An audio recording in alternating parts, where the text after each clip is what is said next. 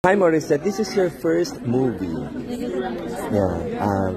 Ano ang meron sa kwento ng movie na ito para mapapayag ka bilang you are a singer by profession and then hindi ka ba nagkaroon ng alinlangan?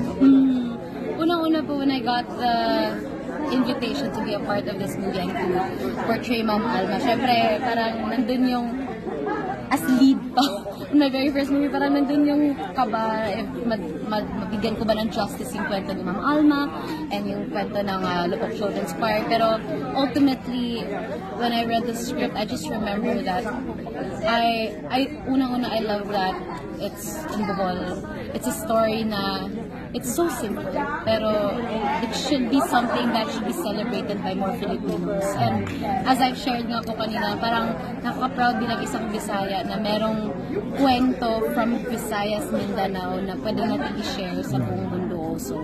So, I'm just very, very grateful ko na in-entrust nila Tita GR, ng producers, ng culture team, yung movie ko na to, yung role ni Ma'am Alma.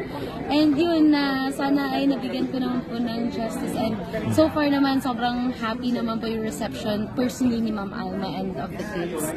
Kaya, ayun po, nakaka-proud lang bilang isang Bisaya. Na, nung una mong nabasa yung script, ano pumasok sa isip mo? Nagkaroon ka ba ng kaba or